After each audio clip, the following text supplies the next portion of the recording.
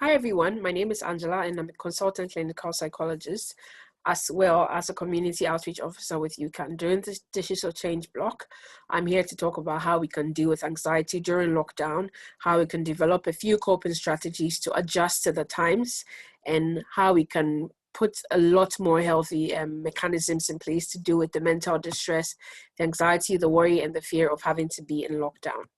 Um, what is anxiety in the first place and how can it be manifested? Anxiety is a normal reaction to stress or difficult times.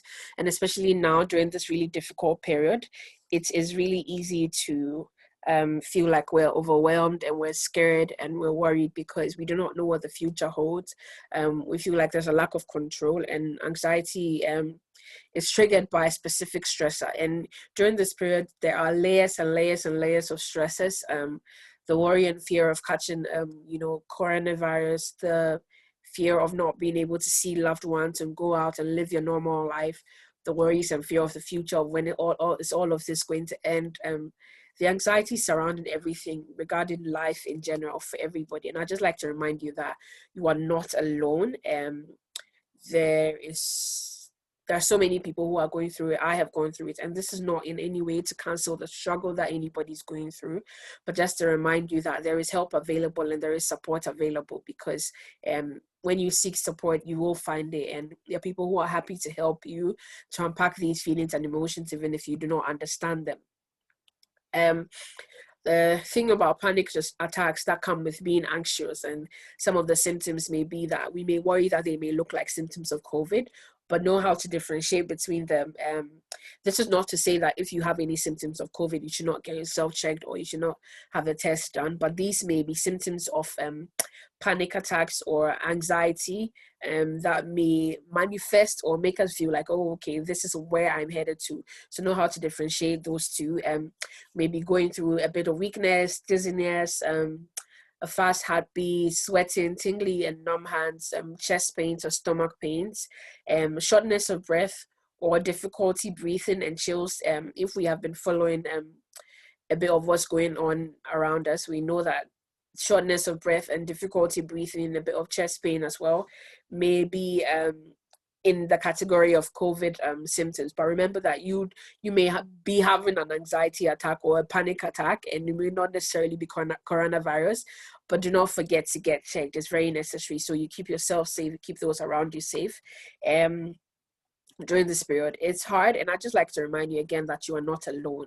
And this is a survey that was done in the height of COVID, and we found out that people living in the West Midlands especially are the most anxious and the most depressed and the most scared, because of course we have had higher rates. There are all the socioeconomic factors that may put people at a disadvantage. Our very diverse population also makes it, a lot more difficult, because we are hearing more and more about cases of COVID. So I'd just like to remind you again that you are not alone. We're all in this together, and there is help available to make you feel better. And this is why I'm here to give you a few tips on how to deal with anxiety during this period. Okay. Your feelings, your emotions will translate into physical behavior that may manifest when our body tries to be in that fight or flight mode of sweating and fast heartbeats and, weakness and worry. But here are a few things that you can do to keep control of the situation, and focus on the things you can control on, such as your thoughts and behaviors.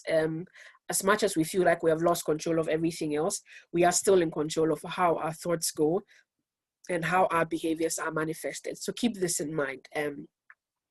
Especially putting healthy habits in place, like physical activity regimes or diet regimes. And these are things that we can still feel like we have control over. So if it's basically just sitting down to plan how I'm going to exercise this week, that is necessary to make you bring back your sense of control and make you feel like you are not losing your sense of control. You're not in fear or panic, in a constant mode of fear or panic every time. Planning meals, for instance, planning activities for the day. This is what I'm going to do. And this is not to say that if you're not able to accomplish those activities or accomplish those goals, you should beat yourself up, but it gives you a sense of control. Also, it's good to start to plan for the year ahead, and what goals do you want to put in place? What do you want to, have done? What skills do you want to develop? Even if you can't pick up on those now, how can you get around them in the near future? keep in mind the bigger picture as well. So these are all very necessary. Keep in mind the bigger picture as well. Remember that we will survive this. Humankind will survive this. You know, you are not alone. There is so much help available, and there are so many resources. And I'm excited particularly about this Dishes of Change program, because when we're cooking, we feel in control, and especially when someone else is directing us on what to do, we feel like we know what we are doing. So it's important to take part in these activities, and remember to stay away so much from the news, because that is bound to increase your anxiety and make you more worried and scared during this period, because you feel like, I do not know what is happening, everything is spiraling out of control. And you do have a sense of control, and I believe, I keep saying that we all have a bank of coping mechanisms and skills that we can tap into and make use of, that will support our our choices and our thoughts and our behavior during this period. So wherever that bank of coping mechanisms is, if it's within your family, your friend, your support groups, your meditation regimes, your exercise regimes, your diet, your arts and crafts and activities, make use of those coping mechanisms, and make sure that they help you to calm down and put you in that relaxed, calm state of everything will be fine. We will survive this. I'll be back with 5 more minutes on how we can deal with anxiety during this period.